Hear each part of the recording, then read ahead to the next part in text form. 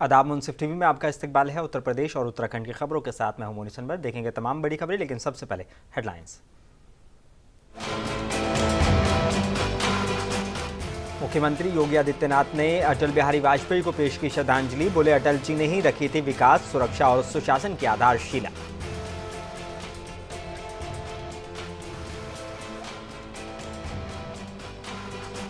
उत्तर प्रदेश में निकली पुलिस भर्ती। अखिलेश ने कहा, देर से निकली पुलिस भर्ती, उम्र में मिले छूट, नोटबंदी के बाद भ्रष्टाचार में हुआ इजाफा।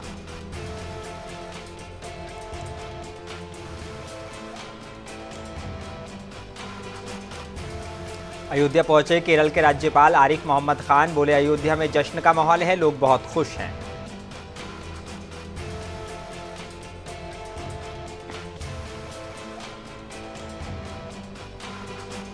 और जौनपुर में पुलिस टीम ने जहर खुरानी करने वाले 2 बदमाशों के साथ हुई मुठभेड़। एएसपी रूरल शैलेंद्र कुमार सिंह ने दी जानकारी।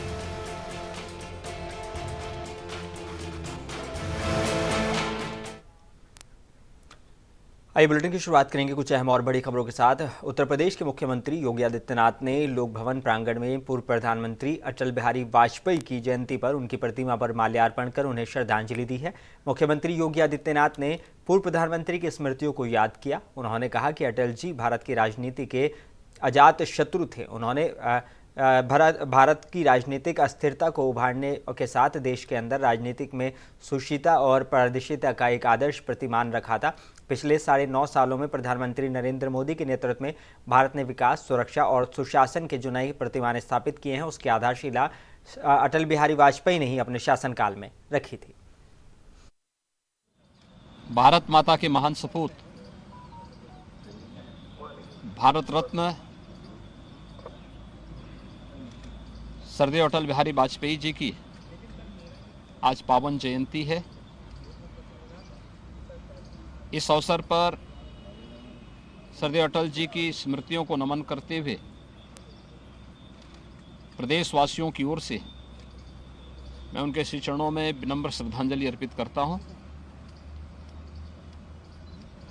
हम सब जानते हैं अटल जी भारत की राजनीति के अजात शत्रु थे। भारत को राजनीतिक अस्थिरता से उभारने, देश के अंदर राजनीति में शुचिता और पारदर्शिता का एक आदर्श प्रतिमान उन्होंने रखा था। और यही कारण है कि आज पिछले 9.5 वर्ष से प्रधानमंत्री मोदी जी के नेतृत्व में भारत ने विकास, सुरक्षा और सुशासन के जो नए प्रतिमान स्थापित किए, इसकी आधारशिला सरदेव अटल जी ने अपने शासनकाल में रख दी थी। आज का दिवस सुशासन दिवस के रूप में भारतीय जनता पार्टी भी और सरकारें भी आयोजित कर रही हैं। समाजवादी पार्टी के अध्यक्ष अखिलेश यादव ने कहा है कि बेरोजगार युवाओं और विपक्ष के दबाव में आखिरकार उत्तर प्रदेश में कई सालों के बाद पुलिस भर्ती निकली है। इस बीच कई युवा भर्ती का इंतजार करते करते नौकरी पाने की उम्र को पार कर गए। इसलिए भाजपा सरकार इस भर्ती में अभ्यर्थियों को कम से कम 3 से 4 साल की छूट दे। सपा अध्यक्ष अखिलेश यादव ने एक्स के जरिए कहा कि भाजपा के लोग बस अड्डा तो दे नहीं पा रहे हैं और वादा हवाई अड्डे का कर रहे हैं। अखिलेश इस बारे में बदायूं के उप मुख्यमंत्री केशव प्रसाद मौर्य के दिए गए बयान पर प्रतिक्रिया दे रहे थे। अखिलेश यादव ने कहा कि सच तो यह है कि आम जनता को नहीं बल्कि भाजपा नेताओं को एक हवाई अड्डे की ज़रूरत है, जहां से वो अपने झूठ की उड़ान भर सकें। जनता का मजाक उड़ाना निंदनीय है। बदायूं की जनता इसका जवाब अगले चुनाव में भाजपा को हरा कर देगी। देश में 22 फरवरी को अयोध्या में रामलला का प्रस्थान होने के बाद अयोध्या से लगभग 20 किलोमीटर की दूर एक नायाब मस्जिद का निर्माण होना है। सरकार द्वारा दी गई भूमि पर मस्जिद को देश की ऐतिहासिक मस्जिद बनाने की जिम्मेदारी महाराष्ट्र के कैबिनेट मंत्री शेख अराफात को दी गई है। अराफात शेख तेज तर्रार बीजेपी के नेता हैं। जब से उन्हें मस्जिद कमेटी का अध्यक्ष बनाया गया है तभी से देश में उलेमाओं और मुस्लिम समुदाय के लोगों में खुशी की लहर दौड़ रही है और लगातार उनके महाराष्ट्र आवास पर उत्तर प्रदेश से उलेमाओं का जत्था हर रोज मस्जिद बनाने को लेकर मंथन करता नजर आ रहा है। वहीं दूसरी कड़ी में अल्पसंख्यक वेलफेयर सोसाइटी के उपाध्यक्ष और उद्योगपति शमीम अख्तर ने शेख अराफात से मस्जिद निर्माण को लेकर कल लगभग 6 घंटे तक चर्चा की और मस्जिद की तामीर को लेकर ऑल इंडिया राब्ता मजलिस बोर्ड के सदस्य मदनी जी के साथ काफ़ी देर चर्चा हुई। सबसे अजूबे वाली बात यह है कि इस मस्जिद का नाम मोहम्मद बिन अब्दुल्ला रखा गया है और हिंदुस्तान में ये 5 मीनार वाली पहली मस्जिद होगी और ऐसा संत और उलेमाओं का मानना है कि यहाँ पर दवा और दुआ दोनों ही काम करेंगे। इस मस्जिद के कैंपस में हिंदुस्तान का सबसे बड़ा कैंसर हॉस्पिटल, इंजीनियरिंग कॉलेज और दुनिया का सबसे बड़ा कलाम पाक रखा जाएगा जो कि केसरी रंग में होगा। दुनिया के सबसे ज़्यादा होशियार इंजीनियर आर्किटेक्ट द्वारा इस मस्जिद का स्ट्रक्चर तैयार होने की कवायद लगभग शुरू हो चुकी है। उत्तर प्रदेश से आए शमीम अख्तर को शेख अराफात ने भी बड़ी जिम्मेदारी देने का वादा किया है। हिंदुस्तान में सल्लल्लाहु अलैहि वसल्लम के वालिद के नाम से पहली मस्जिद उत्तर प्रदेश के अयोध्या में बनने जा रही है। सभी संत महात्माओं में और उलेमाओं का ये मानना है कि गंगा जमुना तहजीब की एक नई दास्तां अयोध्या की भूमि में लिखी जानी है जो कि नफरत फैलाने वाले लोगों के मुंह पर तमाचा मारने का काम करेगी। मेरे साथ मौजूद हैं अरफा शेख साहब जो अयोध्या में बिन अब्दुल्ला मस्जिद जो बन रही है उसके चेयरमैन साहब हैं। बात करते हैं मस्जिद के अंदर क्या क्या खास चीज रहने वाली है। आज खास तौर पर आपके सामने मस्जिद मोहम्मद बिन अब्दुल्ला सल्लल्लाहु अलैहि वसल्लम की मस्जिद की शान में मैं अपने सामने अपनी इस अंदाज में बातें रखूंगा कि मस्जिद मोहम्मद बिन अब्दुल्ला हिंदुस्तान की दुआ और दवा का केंद्र बिंदु होगा। ये अपने आप में एक बायसे फख्र की बात है कि हिंदुस्तान की एक अद्भुत मस्जिद जो अयोध्या में धनीपुर में बनने जा रही है, ये मस्जिद की एक खास बातें जो होगी कि वो मस्जिद की 5 मीनार जो इस्लाम की 5 बुनियाद 5 फर्ज के ऊपर रखी गई है, कलमा, नमाज, रोजा, ज़कात और हज, इस 5 बुनियाद पर इस मस्जिद की मीनारें एक आसमान से बातें करेंगी। ये अपने आप में खास बात होगी। उस मस्जिद के अंदर बाबरकत जगह पर वजू की जहां जगह हम कहते हैं वहां पे हिंदुस्तान में दुबई से बड़ा फिश एक्वेरियम आ रहा है जिसमें लोग जाएंगे, बच्चे जाएंगे, टूरिस्ट जाएगा और जाने के बाद वजू करेंगे और जो बेकसूर दंगों में मारे गए उनके लिए ता कयामत तक के 2-2 रकात नमाज अदा होगी। ये अपने आप की बात होगी। लोग दुआएं करेंगे। मगरिब के वक्त खास तौर पर लोग रुकेंगे कि जैसी मगरिब होगी उस मस्जिद की ऑटोमेटिक सारी लाइट से शुरू होना शुरू होगी। फजर होगी तो लोग ऑटोमेटिक मस्जिद की लाइट बंद होगी। मगरिब के वक्त जैसी अजान होंगी अल्लाह अकबर करा जाएगा तो पानी उछल के अजान देगा, अल्लाह अकबर की सदाएं बुलंद करेगा और वो भी लाइट्स के अंदर होगा। एक अपने आप में देखने की अद्भुत चीज होगी। वहां पर एक कैंसर हॉस्पिटल बनाया जा रहा है जो कैंसर हॉस्पिटल 500 बेड का होगा। जो वकार्ड हॉस्पिटल जो खुराकी वाला साहब उसको देखेंगे, उसकी निगरानी में वो हॉस्पिटल चलेगा। और वो हॉस्पिटल की खास बात होगी कि सभी जाति धर्म के लोग उस हॉस्पिटल में इलाज मुफ्त में कराएंगे। वो पांडे जी हो, शुक्ला जी हो, गुप्ता जी हो, अब्दुल रहीम, अब्दुल करीम, किसी भी जाति धर्म का होगा उसके साथ वो व्यवहार किया जाएगा हम जो हमारे परिवार के साथ व्यवहार करते हैं। इस तरीके से वो मुतमईन होकर ठीक होकर जाएगा। क्यों ठीक होने की बात कर रहा हूँ? फना और बका की अगर हम जब बात करते तो ये मस्जिद मोहम्मद बिन अब्दुल्ला बका है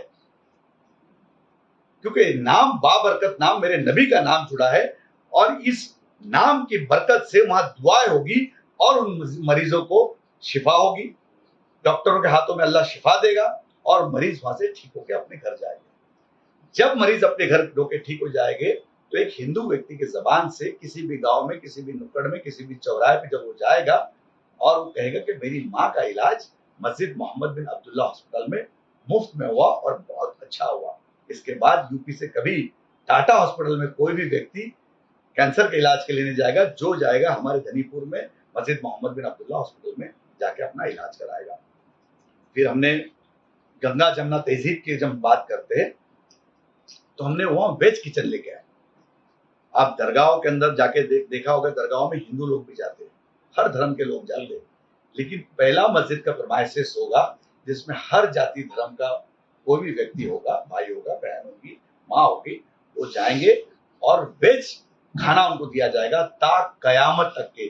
3000 से लेके 5000 लोगों का खाना वहां पे ता कयामत तक दिया जाएगा, और इस तरीके से, इस अंदाज में दिया जाएगा जैसे कि हम कोई फंक्शन में जाते, शादी में जाते, उस तरीके से ये हमारा गेस्ट है और उस तरीके से उनको खाना खिलाया जाएगा।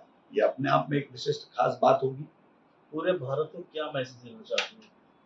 देखिए, क्या मैं चाहता हूं कि आज एक बाबरकत नाम की मस्जिद आ रही है और इस मस्जिद के साथ में आप सब जुड़ो, इसकी ताकत बनो। जो अगर पैसे दे सकते पैसे दीजिए, इमदाद कर सकते हैं। अगर जो कोई पैसा नहीं दे सकता दुआ जरूर दीजिए, और उसके आगे जो कोई वहां पे काम करके अपना वक्त बिताना चाहता है, ये सारे सवाब कमाने काम कीजिए। लेबर्स वहां पे आपके यूपी में बहुत ज्यादा मिलते हैं सारे। अब जब काम शुरू होगा तो हमको कारपेंटर लगेंगे, हमको लेबर लगेंगे, हमको वहां पे कड़िया का काम करने वाले लगेंगे, प्लास्टर करने वाले लगेंगे, ऐसे जितने भी जो इलेक्ट्रिशियन लगेंगे, प्लम्बर्स लगेंगे। तो ऐसे लोगों को आपके चैनल के माध्यम से कहूंगा कि साथ जुड़िए, एक ताकत बनिए, और ये ताकत आने वाले कल के अंदर, आने वाले कल में जब हम हमारे नबी के पास जब जाएंगे, हमारे अल्लाह के पास जाएंगे, तो ये सोचेंगे हमने कुछ करके आए। हमारे दीन की राह में यही सिरातुल मुस्तकीम का रास्ता है, यही सीधा है, ये वलियों का रास्ता है, ये इमाम हसन का रास्ता है, इमाम हुसैन का रास्ता है, शहीद करबलाओं का रास्ता है, ये सरकार गरीब नवाज का रास्ता है, जो हमको सरकार गरीब नवाज ने तरबियत दी, हमारे नबी ने जो तरबियत दी, यही रास्ता सही रास्ता है, और इस रास्ते पे चलिए और अपनी आखिरत को संवारिए। अयोध्या कितना बदलना है? देखिए, क्या है, बदलना ही चाहिए। हर जगह मोहब्बत आना चाहिए। हम अगर मोहब्बत देंगे तो मोहब्बत मिलेगी, हम नफरत देंगे तो नफरत मिलेगी। तो ये मोहब्बतों का पैगाम जब पहुंचेगा, और एक हमारा देश अगर आगे तरक्की करेगा तो हम तरक्की करेंगे, क्योंकि हमारे नबी ने कहा जिस देश में रहो उस देश के हिब्बुल वतनी हो जाओ। जितना तुम तुम्हारे धर्म से प्यार करते हो उतना तुम्हारे देश से प्यार करो। हमको धर्म और देश दोनों से उतना प्यार करना चाहिए। अगर हमने देश से प्यार किए, 100% मेरा देश जब तरक्की करेगा हम सब तरक्की करेंगे। यही पैगाम हम वहां से वहां पहुंचाना चाहते हैं। उत्तर प्रदेश के जिला अयोध्या में केरल के राज्यपाल आरिफ मोहम्मद खान पहुंचे और राम मंदिर निर्माण को लेकर उन्होंने बयान दिया है। उन्होंने कहा कि अयोध्या में जश्न का माहौल है, लोग बहुत खुश हैं। इस मौके पर का इस्तेमाल हमें अपने देश की एकता, अपनी अखंडता मजबूत करने के लिए करना चाहिए। भारत की संस्कृति हमारी सबसे बड़ी संस्कृति है, साझी संस्कृति है, भगवान राम उनके प्रतीक हैं। और बता दें कि एयरपोर्ट रेलवे स्टेशन के उद्घाटन पर आरिफ मोहम्मद खान ने कहा कि इसका उद्घाटन तो होना ही चाहिए था। अयोध्या में इंफ्रास्ट्रक्चर और सुविधाओं को बढ़ाना ही पड़ेगा, अब दुनिया अयोध्या में आएगी। ये राष्ट्रीय, एक तरह से पूरा देश गर्व महसूस कर रहा है, अच्छा महसूस कर रहा है उस खुशी में शरीक होने के लिए। और ये आयोजन इतना अच्छा हुआ है अयोध्या महोत्सव का, इसमें हिस्सा लेने के लिए मैं आया हूँ, तो मुझे भी बहुत अच्छा लग रहा है, जिस तरह पूरे देश को अच्छा लग रहा है। देखिए, एक बात ध्यान रखिए, मैंने पहले भी कहा है, हमारे देश में हमारा दुर्भाग्य ये है कि हम अपनी विरासत से पूरी तरह परिचित नहीं हैं। उत्तर प्रदेश के जिला जौनपुर के थाना मछली शहर और सिकरारा के संयुक्त पुलिस टीम की जहरखुरानी करने वाले 2 लोगों के साथ मुठभेड़ हुई। पुलिस ने दोनों आरोपियों को गिरफ्तार कर लिया है और मुठभेड़ के दौरान एक अपराधी घायल हो गया। अभियुक्त के कब्जे से एक तमंचा, कारतूस, 228 ग्राम नशीला पाउडर, चोरी की 10 मोबाइल और जहरखुरानी के 3030 रुपये और एक बोलेरो बरामद की गई है। और इस मामले में अपर पुलिस अधीक्षक ग्रामीण शैलेंद्र कुमार सिंह ने जानकारी दी है और उन्होंने बताया कि पुलिस की जांच की जा रही है और कार्रवाई की जा रही है। लगातार चेकिंग अभियान जारी रहेगा। पुलिस अधीक्षक जनपद जौनपुर के कुशल नेतृत्व में अपराधियों की चेकिंग एवं धरपकड़ के अभियान के क्रम में बीती रात थाना प्रभारी मछली शहर एवं थाना प्रभारी सिकरारा की संयुक्त पुलिस टीम के द्वारा मछली शहर थाना क्षेत्र में चेकिंग की जा रही थी। इसी दौरान पुलिस टीम को एक बोलेरो वाहन से जाते हुए कुछ संदिग्ध व्यक्ति दिखाई पड़े। वाहन को रोकने का प्रयास किया गया। वाहन से उतरकर दो बदमाशों द्वारा पुलिस टीम पर फायरिंग की गई।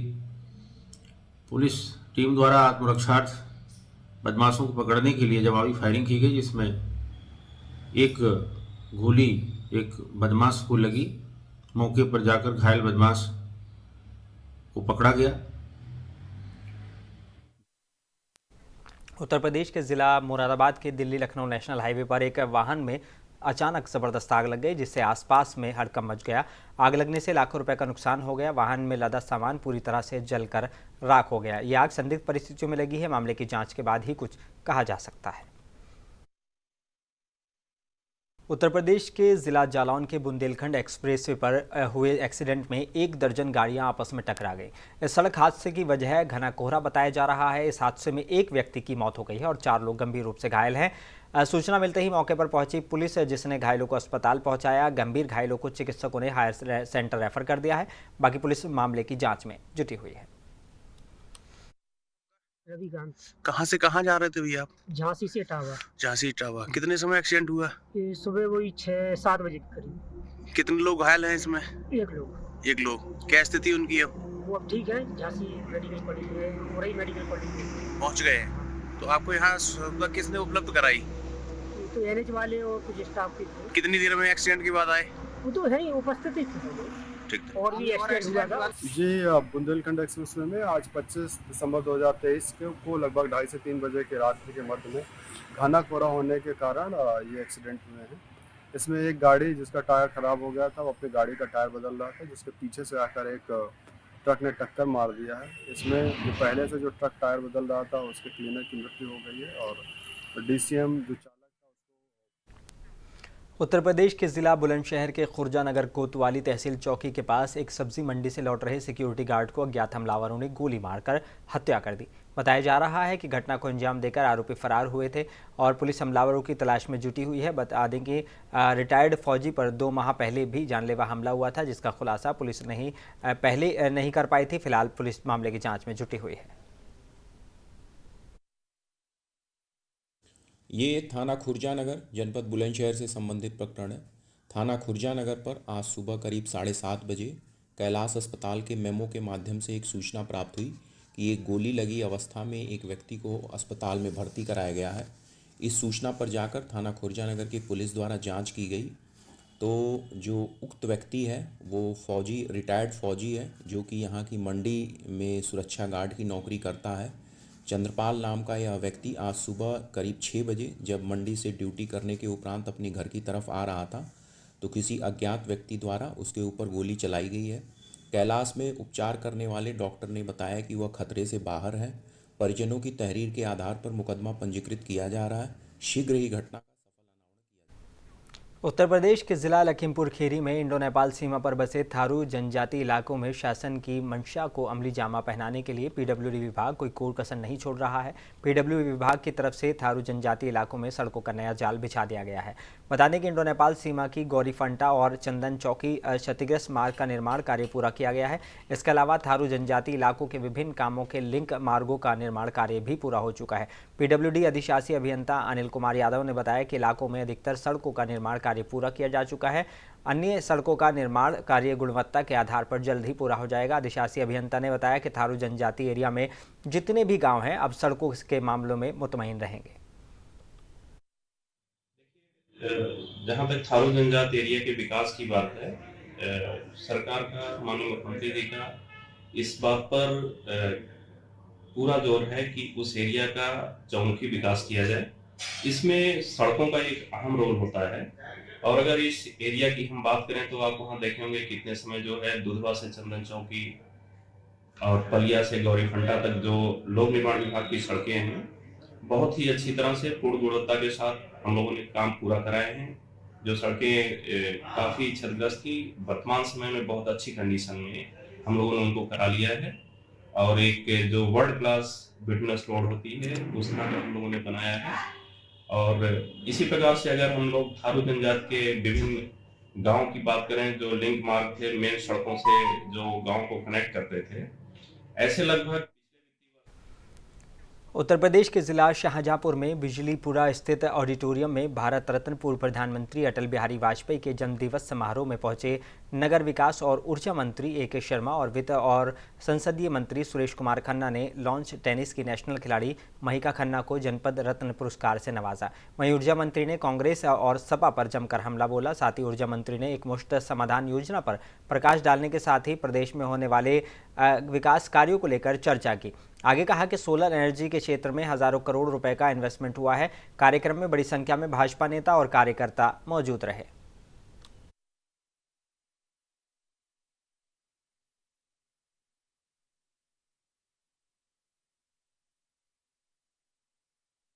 माननीय वित्त मंत्री आदरणीय सुरेश खन्ना जी के आमंत्रण पर मुझे यहाँ आने का अवसर मिला। उनके सहित सभी जिले के जनप्रतिनिधियों का, माननीय सांसदगण का, माननीय विधायकगण का, उनका स्वयं का मुझे बहुत स्नेह मिला, जनता का बहुत स्नेह मिला। उसके लिए मैं बहुत ही धन्यवाद करता हूँ। माननीय खन्ना जी के इनिशिएटिव से, जैसा कि मुझे समझ में आया है, आज 27वां एक कार्यक्रम है जिसमें शाहजहांपुर के रत्नों को सम्मानित किया जाता है। इस बार एक महिका खन्ना जी को सम्मानित किया गया है। उत्तर प्रदेश के जिला मेरठ के कंकरखेड़ा थाना इलाके में सरकारी नल पर पानी भरने गई नाबालिग छात्रा को घर में खींचने का मामला सामने आया है। नाबालिग छात्रा के पिता ने बताया कि उनकी बेटी को आसपास के ही कुछ लड़के और उनकी बेटी को उठाकर ले जाने की कोशिश कर रहे थे, जिस पर पुलिस ने कोई कार्रवाई नहीं की थी और 20 प्रार्थना पत्र दिए गए, जब जाकर मुकदमा लिखा गया था। अब थाना पुलिस ने साठगांठ कर आरोपी ने पीड़ित पर फर्जी मुकदमा दर्ज करा दिया है, जिसको लेकर पीड़ित एसएसपी ऑफिस पहुंचे और कार्रवाई की मांग की है। जो ये आया जी, हम जी हमारे साथ थाना कंकरखेड़े की पुलिस बहुत अत्याचार कर रही है। हमको फर्जी मुकदमे में फंसाया जा रहा है, जबरदस्ती हम पे लादा जा रहा है। हम पे जी 376 का फर्जी मुकदमा करा है। किसने? उसने जी, वो पुलिस ने मिलकर राजन नाम का लड़का। मामला क्या है आपका? हमारा मामला थे, हमारी लड़की के साथ में 7 तारीख चौथे महीने में 2023 में हमारी लड़की के साथ में शाम के 8 बजे के आसपास हमारी लड़की पानी भरने गई थी सरकारी नल पर। वहाँ से उसे उठाकर लेकर जा रहे थे। उसके साथ बलात्कार करने का प्रयास किया, जबरदस्ती अपने घर में ले जा रहे थे। उत्तर प्रदेश के जिला कौशाम्बी के करारी थाना इलाके में कौशाम्बी, चित्रकूट, रीवा सहित कई अन्य जिलों में गौ तस्करी सहित 2 दर्जन से अधिक आपराधिक मामलों में वांछित चल रहे 25,000 के इनामिया से आज सुबह पुलिस टीम से मुठभेड़ हो गई। मुठभेड़ के दौरान आरोपी ने पुलिस टीम पर फायर किया। पुलिस टीम की जवाबी फायरिंग में आरोपी को गोली लगी है और वो घायल हो गया, जिसे उपचार के लिए जिला अस्पताल में भर्ती कराया गया है। आरोपी के पास से पुलिस ने एक बाइक, एक 315 बोर का तमंचा, कई जिंदा और खोखा कारतूस बरामद किए हैं। विधिक कार्रवाई की जा रही है। देखिए, थाना चरवा से पशु चोरी और पशु तस्करी में वांछित 25,000 का इनामी, जो मूलतः करारी थाना क्षेत्र का रहने वाला है और वहां का प्रचलित दुराचारी है, आज हिसामपुर डेरे के पास जो एसओजी टीम और करारी थाने की टीम गई थी गिरफ्तारी के लिए, उसके साथ हुई मुठभेड़ में उसे गोली लगी है, घायल हुआ है। उसे जिला अस्पताल मंझरपुर लाया गया है। इस अपराधी के ऊपर गोकसी, गो तस्करी, पशु चोरी, पशु तस्करी के लगभग 25 मुकदमे हैं और वो जनपद कौशाम्बी के अतिरिक्त उत्तर प्रदेश के जिला मुरादाबाद के मझौला थाना इलाके के बुद्धि विहार में विश्व हिंदू महासंघ के जिलाध्यक्ष पर जानलेवा हमला हुआ है। बताया जा रहा है कि बाइक पर सवार 2 बदमाशों ने फायरिंग की थी, जिससे प्रदीप शर्मा बाल बचे। घटना की जानकारी मिलने पर मौके पर पहुंची भारी पुलिस फोर्स और हमलावरों की तलाश में जुट गई है।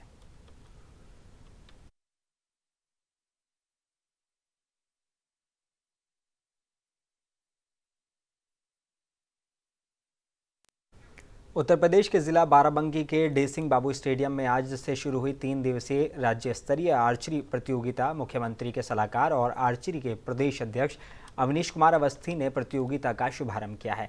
इस प्रतियोगिता में प्रदेश भर से आए जूनियर और सब जूनियर कैटेगरी के बच्चे हिस्सा ले रहे हैं। अवनीश अवस्थी ने कहा कि आर्चरी के माध्यम से हमारे बच्चे विश्व भर में अपना नाम रोशन करेंगे।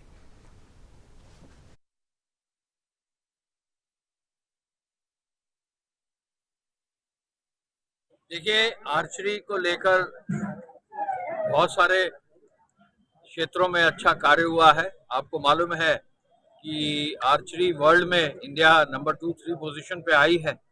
अभी एशियन गेम्स में आर्चरी ने बहुत सबसे ज़्यादा मेडल्स दिए। एशियन के पैरा गेम्स में शीतल जो हमारी आर्चर है जम्मू कश्मीर की, उसने गोल्ड मेडल पाए। हम पैरालंपिक कमेटी ऑफ इंडिया के माध्यम से हम लोग ने खुद चाइना में जाकर आर्चरी को देखा, वहाँ पैरा आर्चरी को। तो आर्चरी एक ऐसा गेम है जिसमें बहुत संभावनाएं हैं, इंडिया के लिए बहुत पॉजिटिव है। अभी हाल ही में, चूंकि मैं प्रदेश अध्यक्ष हूँ आर्चरी का, तो अभी हाल ही में उत्तर प्रदेश के जिला सीतापुर में आदर्श व्यापार मंडल की महिला अध्यक्ष बबीता शंकर गुप्ता द्वारा गेट टुगेदर कार्यक्रम पकरिया खैराबाद में आयोजित किए गए, जिससे बच्चे और युवाओं ने संगीत प्रस्तुत किए। इस मौके पर बबीता शंकर गुप्ता ने कहा कि संगठन के सभी के सहयोग से ये कार्यक्रम सफल रहा। मोदी योगी सरकार में देश का निरंतर विकास हो रहा है। इस मौके पर भाजपा के पूर्व जिलाध्यक्ष अचिन मेहरोत्रा को सम्मानित किया गया और व्यापार मंडल के जिलाध्यक्ष सुशील कुमार अग्रवाल, रामशंकर गुप्ता, ऐश्वर्या गुप्ता आदि संगठन के लोग मौजूद रहे। मैं इस वक्त खैराबाद में पकरिया में मौजूद हूँ। यहाँ पे BH कन्या महाविद्यालय में मौजूद है। हमारे साथ व्यापार मंडल के जिला अध्यक्ष मौजूद हैं। क्या नाम है सर आपका? सुशील अग्रवाल। सुशील अग्रवाल। आज जो ये जो कार्यक्रम हुआ है, इसका क्या उद्देश्य है? इसका उद्देश्य है हमारे संगठन को, और ये संगठन नहीं अपितु ये परिवार है। हम अपने परिवार के सभी सदस्यों के सुख दुख में शामिल हों, इसीलिए संगठन को मजबूत कराने के लिए एक बैठक आयोजित की गई, जो मनोरंजन भी जिसमें होगा लोगों का, सदस्यों का, और परिवार में एक बॉन्डिंग भी बढ़ेगी। तो हम लोग इसी उद्देश्य से काम कर रहे हैं कि हम लोग अपने संगठन के माध्यम से अपनी महिलाओं को आगे बढ़ाएंगे। जो महिलाएं संगठन की सदस्य हैं, नहीं भी हैं, अगर किसी को कोई समस्या आती है तो हम लोग उनका पुरजोर विरोध करेंगे, समस्याओं को उठाएंगे, उनको निराकरण करने की कोशिश करेंगे। संगठन में कितने लोग हैं करीब आपके? संगठन में महिलाएं करीब लगभग 100 महिलाओं का संगठन है। कुछ एक्टिव होती हैं, कुछ देखिए साइलेंट मोड में जाती हैं। तो हम सभी महिलाओं को धीरे धीरे आगे बढ़ाएंगे। और हमारी श्रीमती बबीता गुप्ता जी जो इस महिला इकाई की अध्यक्ष हैं, वो बहुत ही समर्पित और जुझारू नेता हैं। हम लोग उनके नेतृत्व में भी कह लीजिए आगे बढ़ रहे हैं धीरे धीरे। तो ये थे हमारे साथ, और आप हमारे साथ बबीता गुप्ता जी भी जो है महिला सभा की जिलाध्यक्ष हैं। आइए हम उनसे भी बात करते हैं। क्या कहेंगे आप इसमें? हमारे हमेशा यही पहल रहती है कि महिलाएं आगे बढ़ें। हमेशा से सोशल मैं समाज के लिए, अपने बहनों के लिए और भाइयों के लिए सब हमेशा करती आई हूँ। आज भी मैं कुछ ना कुछ करती रहती हूँ, और हमारे सब भाइयों ने आदर्श व्यापार मंडल में मुझे जोड़ा है। महिला विंग हमारे जनपद सीतापुर में पहली बार गठन हुआ है। तो मैं चाहूँगी और आपके चैनल के माध्यम से सभी से विनती करती हूँ अपनी बहनों से कि आप लोग भी अपने अपने जैसे छोटे छोटे रोजगार भी कर सकते हैं। माननीय मोदी जी, योगी जी ने बहुत सारे रोजगार और बहुत सारी योजनाएं बनाई हैं। तो सब लोग आगे बढ़ें। कभी ब्यूटी पार्लर का है, कभी हम लोग का कपड़ों का कारोबार है, कभी कुछ ना ऑनलाइन जैसे है, कोई कुछ भी लघु उद्योग है, जैसे इस तरीके से लगाएं और आगे बढ़ें और मजबूत बने। हम लोग सब महिलाएं इसीलिए सब एकजुट होकर अब अपने समाज के लिए आगे बढ़ रहे हैं और बढ़ते रहेंगे। धन्यवाद। आगे क्या उम्मीद है? आगे यही है कि सब महिलाएं आएंगी और उनका स्वागत करेंगे, उनको सारे अधिकार बताएंगे, वो आगे बढ़कर सब काम करेंगी। और हमारे नगर पालिका चेयरमैन और हमारे सांसद जी और हमारे राज्य मंत्री जी, विधायक जी, सभी के नेतृत्व में हम लोग सब लोग आगे बढ़ेंगे और उनका मार्गदर्शक प्राप्त करते रहेंगे। जिला अध्यक्ष का भी हम लोग मार्गदर्शक प्राप्त करेंगे। और हम लोग सब पार्टी से भी जुड़े हैं। और हमारे संजय जी प्रदेश अध्यक्ष हैं लखनऊ से, संजय गुप्ता जी, और उनका भी नेतृत्व और उनका आदेश जो होता रहता है मैं उनका पालन करूंगी। और सब हमारी महिलाएं एक साथ जुटकर एक साथ आगे बढ़ेंगी। उत्तर प्रदेश के जिला लखीमपुर खीरी के रामेश्वर नाथ मंदिर में एक किन्नर ने इस्लाम धर्म छोड़कर पूरी विधि विधान के साथ खुशी के नाम के किन्नर ने हिंदू अपना धर्म अपना लिया है। खुशी किन्नर ने सनातन की प्रशंसा की है। हिंदू धर्म स्वीकार किया जाए। हमारे नाम खुशी किन्नर है और मैं इस्लाम धर्म से हूँ। मुझे सनातन धर्म बहुत पहले से ही अच्छा लगता था। उत्तर प्रदेश के जिला जालौन की यातायात पुलिस द्वारा यातायात नियमों के अनुपालन हेतु विभिन्न स्थानों पर वाहन चेकिंग की गई है। चेकिंग के दौरान 4 पहिया वाहनों में लगी काली फिल्म को हटवाया गया है। साथ ही सीट बेल्ट, बिना हेलमेट, बाइक पर 3 सवारी, वाहन चलाते समय मोबाइल का इस्तेमाल पर विशेष ध्यान दिया गया। साथ ही सभी से यातायात नियमों के पालन के लिए अपील की गई है। और उत्तर प्रदेश के जिला अमरोहा के हसनपुर के पुट रोड के पास सगीर अहमद अपने भाइयों के साथ रहते हैं। पड़ोस में ही एक पत्रकार होने का दावा करने वाले एक शख्स भी रहते हैं। किस तरह से उन्होंने शातिर दिमाग व्यक्ति ने बच्चों के बीच पतंग लूटने को लेकर हुई मामूली कहासुनी को फर्जी मुकदमे की रेल बना दी, जिससे वो काफ़ी परेशान दिखाई दे रहे हैं। हम अपने घर पर रहते, रंजिश जड़ता है ये पुरानी। कौन है रंजिश? ये ताज मलिक। क्या कहता है वो आपसे? झूठे मुकदमे फंसवाता लगवाता है। अच्छा, धोखे से पैसे लेना चाहता है। कहाँ का रहने वाला है? ये हसनपुर मोहल्ला काला शहीद। अच्छा, क्या काम है इसका? ये फ्रॉड है बहुत बड़ा पक्का। अच्छा, तो यहाँ और आखिर में एक बार फिर नजर डालेंगे हेडलाइंस पर। मुख्यमंत्री योगी आदित्यनाथ ने अटल बिहारी वाजपेयी को पेश की श्रद्धांजलि। बोले, अटल जी ने ही रखी थी विकास, सुरक्षा और सुशासन की आधारशिला।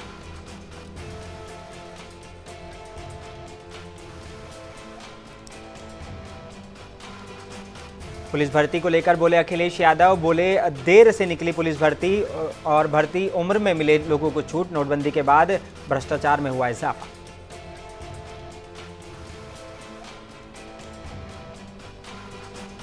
अयोध्या पहुंचे केरल के राज्यपाल आरिफ मोहम्मद खान। बोले, अयोध्या में जश्न का माहौल है, लोग बहुत खुश हैं।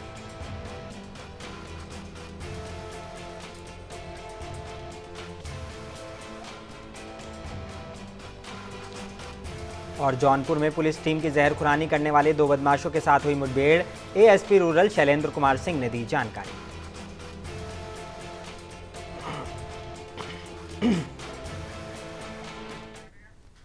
बुलेटिन में बस इतना ही। अपने मेजबान मुनीस अनवर को दीजिए इजाजत। आप बने रहिए मुंसिफ टीवी के साथ।